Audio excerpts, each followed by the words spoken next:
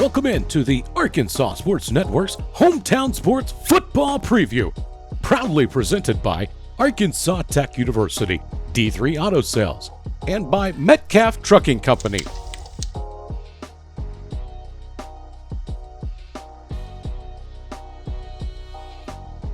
Today we sit down with Whitehall Bulldogs head coach Daryl Patton.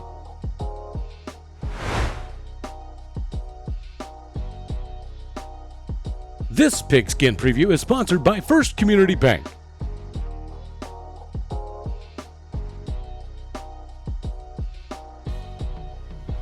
Hello everyone and welcome in to the Hometown Sports Arkansas Football Preseason Preview presented to you by the Arkansas Sports Network. Alex Gowning alongside me is the new head football coach for the Whitehall Bulldogs, Coach Patton. Coach, appreciate you for taking the time out of your day this morning. I know you guys just came from practice. We did.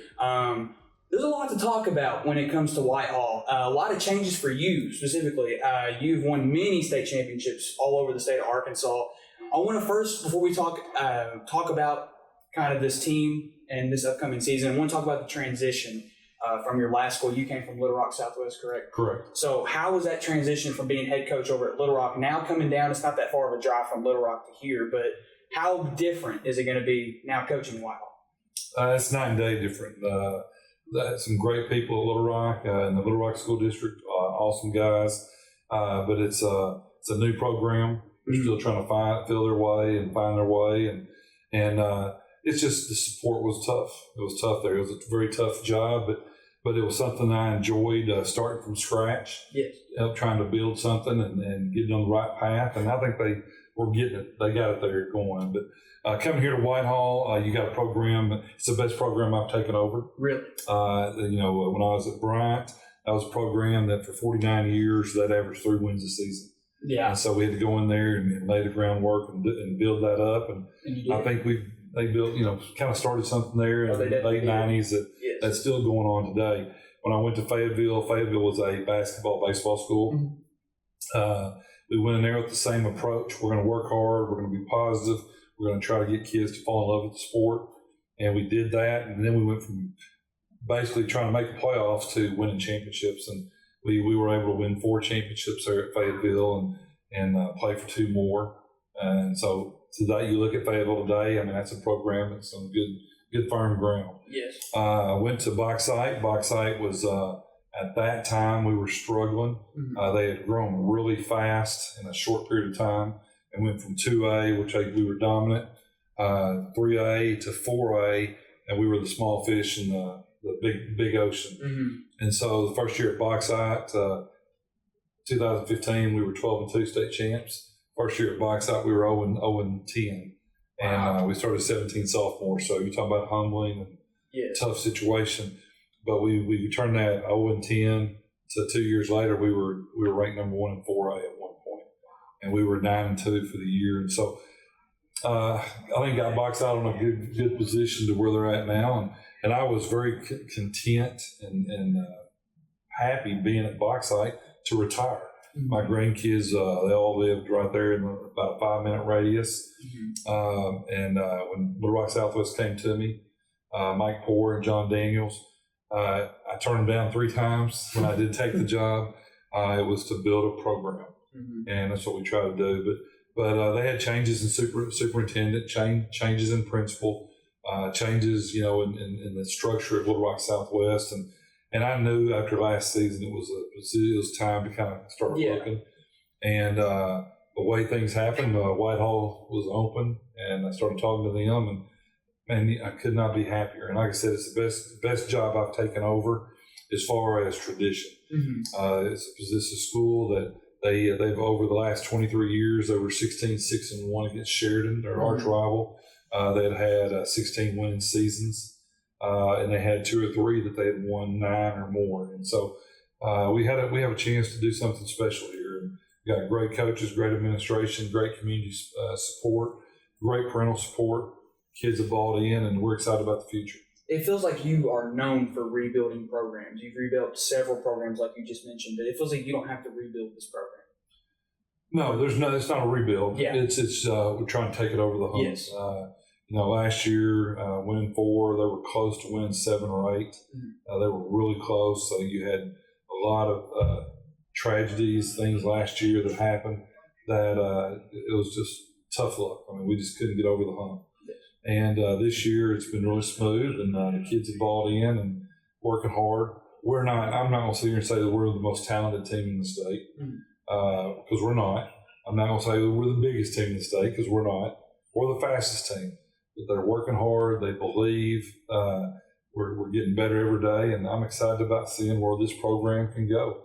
And at the younger grades, and the 7th grade, 8th grade, 9th grade, we've got some talent. And so we're excited. What can you talk about last season? What can you tell me about last season? Well, like I said, first off, Coach Mitchell did a heck of a job. After Ryan Mount's passing, which was in July, just right at the end of June, right during dead week. A year ago today, there was a lot of disarray. Just trying to deal with Coach Mount's passing. Yeah. Having an interim head coach. You just lost Benjamin Reddix, which was in, right before Ryan's passing, the end of June. So you had 2 tragedies in a month, and then all of a sudden you got a new interim head coach here. And Teague's dealing with the same situation right now too. Yeah, gosh, that's horrible. And so anyway, it was a tough situation, and then you go into the season and you're in every game. I mean, it's just right there for the taking. And you had some issues, discipline issues. You had some breaks go against you. Yeah. And we just couldn't get over the hump. And those are things we're talking about every day here. Being disciplined, doing what we're supposed to do, play hard, play right, do it the right way, and good things are going to happen to this program. I want to talk about maybe some, and this is kind of hard because this is your first year here.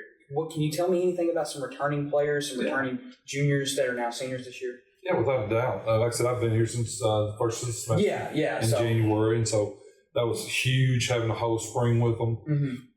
Huge, on that. Huge off season. At quarterback, we got Wyatt Golden. Wyatt is not a returning starter quarterback.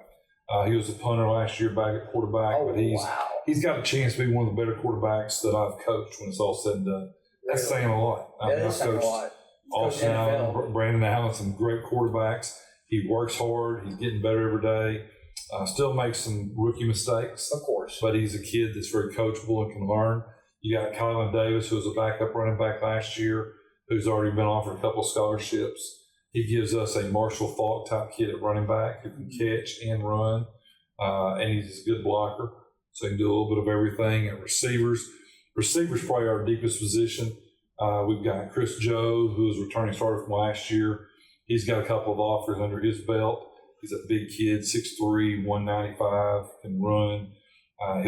He should be one of the top receivers in the state when it's all said and done. I look for him to be a 60 plus catch guy if he'll stay healthy. Mm-hmm. Ivan Armour, another young man at our flanker, 6'3", about 200 pounds, can run, can catch. He's got 2 offers from some colleges. He'll be another guy that's a weapon. Jacoby Edwards, who's outside. He's a basketball player, 6'4", 6'3", 6'4", about 175 pounds. He's got a lot of versatility. He can go catch ball, wide catch radius. He's got a couple of offers. So when you got those type of skill guys that are all college type athletes, you got a chance. 100%. We got a slew of guys behind them that can play as well. And most of them are all young kids. That's really good. Nate Livingston, our returning center, we've moved him to guard. He's 6'1", 6'2", probably about 295. He's got a couple of offers. He's our strongest player on the team. We look forward to a big year from him. Mm-hmm.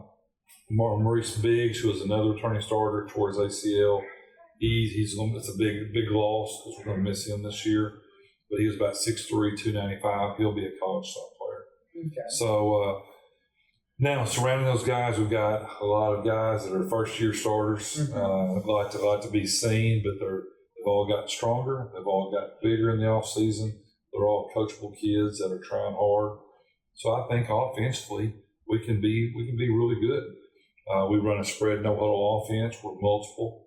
We'll be a mixture from the spread offense, 10, 11 personnel to 20 or 21 personnel. Mm-hmm. We want to play at a high rate of speed. We want to control the tempo. Yes, sir. and take what the defense is giving us. I'd like to say we want to be 50-50 as far as percentage run pass, but that's not what I'm saying. I want to be balanced, that we're good enough to take the pass if that's what they're giving us. Equally as good to take the run if that's what they're giving us. So, what's that defense looking like then? Defensively, Coach Mitchell, who's the interim head coach, he'll be our D coordinator this year. Cody Ford will be our offense coordinator. Yes.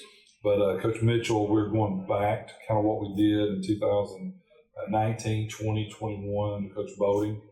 It'll be kind of a 4-2-5, kind of a hybrid type look. We've got Savion Slater returning at one end. Savion's about 6'4", 6'5", 210. He's been offered by UAM. He's a college prospect for sure. Tall, lanky, strong, not real big, but he's going to be able to carry a bunch of weight in college. He's a kid that totally dominated us in spring. Good boy. We expect big things from him. Braylon Gaston, Columbus, turn time, 2 inside guys. They're both going to be juniors. Both of them are 600-pound squat kids. Oh, wow. We're excited about them. They're both in that 245, 250 range. We've got linebacker. We've got Leighton Tarter. Leighton Tarter is a sophomore. I told the Hoot magazine the same thing. He's got a chance to be an all-state, all-conference player as a sophomore. He's got a nose for the ball. He's very physical. He does a good job of breaking down teams, knowing what they're going to. He understands football, and so I think he's going to have a chance to have a big year. Outside linebackers, we've got about 4 or 5 guys that are all same talent level. Gives us some balance, or gives us plenty of options. We got Tyrus Green, you got Kobe Collins, you got Jace Johnson, Chance Denham. All those guys can play. On the back end at safety, we got Davian Rochelle, transferred from Rising, great athlete, a young man that's going to bring a lot to the table. He'll also be our return specialist. We'll spot play him on offense some. Rochelle, he's a ball player. He's just a baller. The other one, we got Marquise Thorns, who's a junior. He played some last year. He's got good size, 6 foot, 6'1", around 200 pounds. And then our cornerback position, got about 4 or 5 kids that are all the same type of ability, but Demarius Lattimore is a kid that played last year. I think he's a college prospect kid. We got Karan Bledsoe, who did not play last year, a freak of nature, great athletic ability. Gives us the ability to maybe play some lockdown corner on people. Very good athlete. We got Ivan Moore that can play. And then we're going to also try Ivan Armour there some too. So, like I said, I'm not sitting here saying we're the most talented team in the state. But it's looking promising. We've got a lot of things we can work with. Yes. And then special team wise, Wyatt Golden is coming back. He was an all-state punter last year. And then kicking wise, Reese Thornton is going to be a sophomore kicker. Last year, made a 50-yard plus as a freshman. Great leg. This spring, in the spring game, we did a little kicking competition. Made 17 out of 20 field goals. That's amazing. He's really special. Good. Very special. Wow. Well, and Zane Davis is another young man that can kick as well. Yeah. So. Well, I want to go ahead and talk about some of your assistants. You being the head coach, the spotlight's going to go towards you. It could be positive or negative spotlight. What do the assistants do for you, and can you name them all for me? You betcha. Well, number one, all the credit goes to them. Blame will go to me, credit goes to them. That's the way this works. But like I said, Cody Ford will be my offense coordinator. He'll coach offensive line. Cody's coached at a lot of different places. He coached me at Little Rock Southwest. I've known him for years. He's a grinder. He's a football is his hobby. And if he's not doing football, he's thinking football. If he's not thinking football, he's watching football. It's football.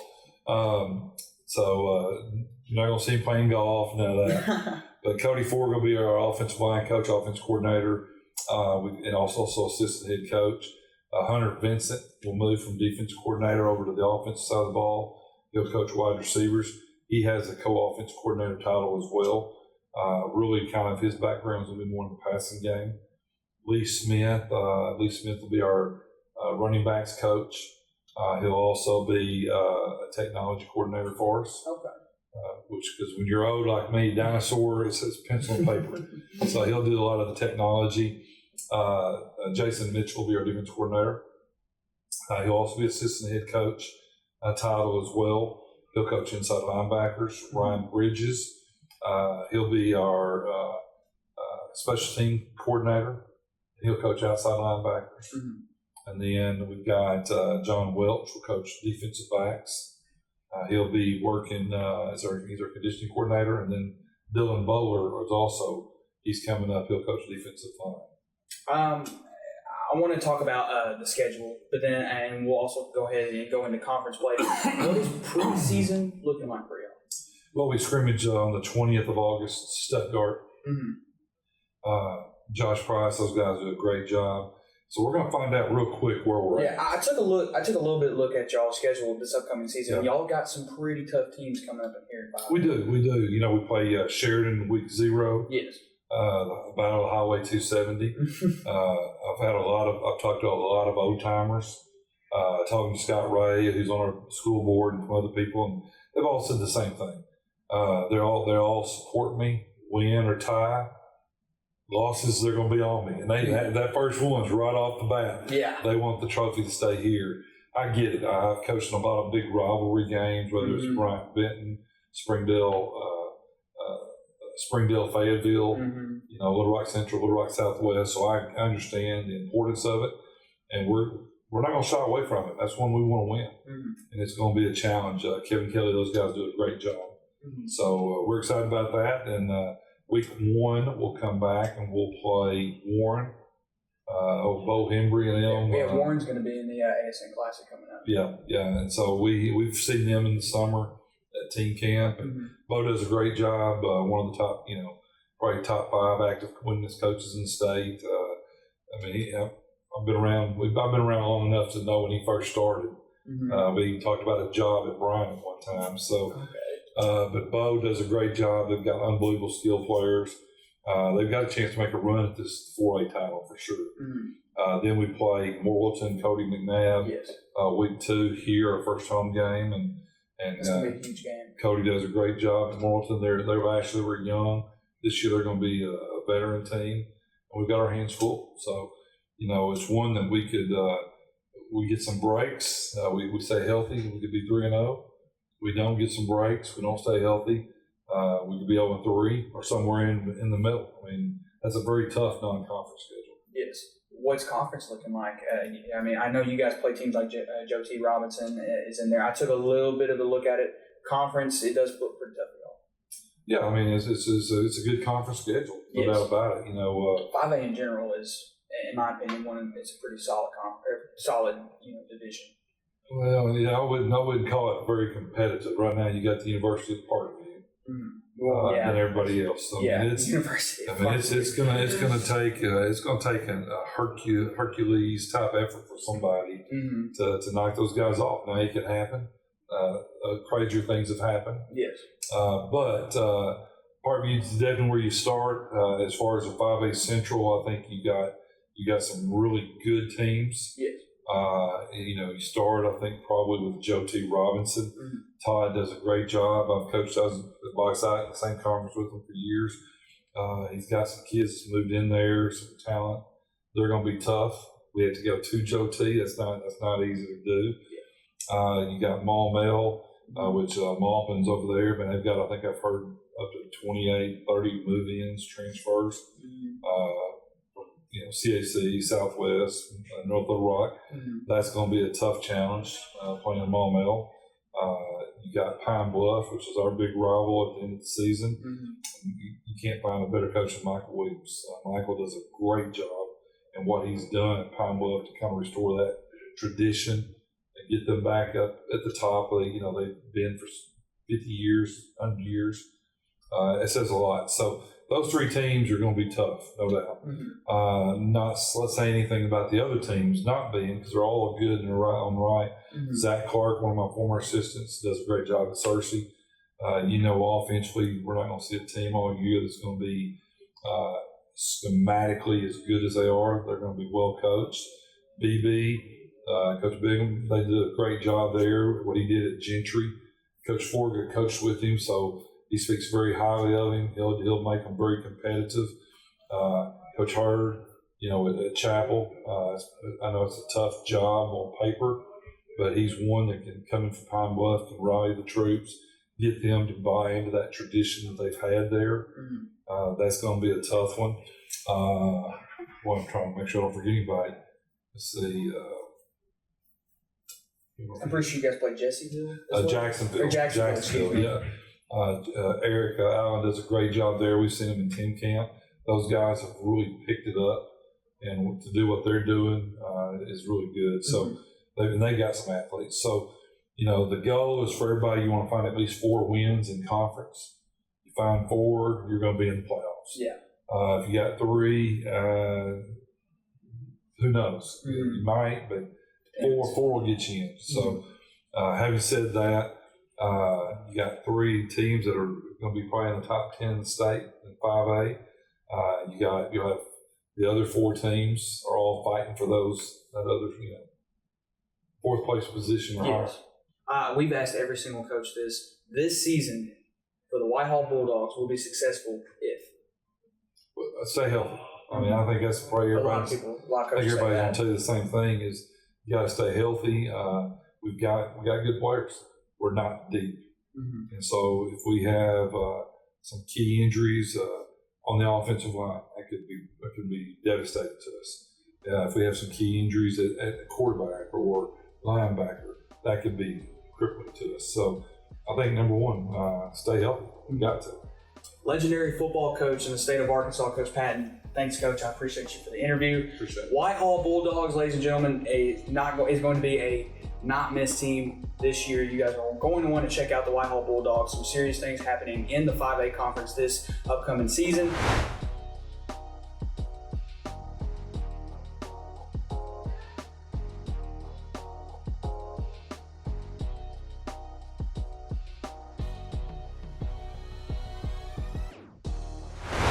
Thanks again for joining us on the Arkansas Sports Network's Hometown Sports Football Preview. Don't forget to like and subscribe to the Arkansas Sports Network on YouTube to catch more previews and all the latest updates on your favorite teams.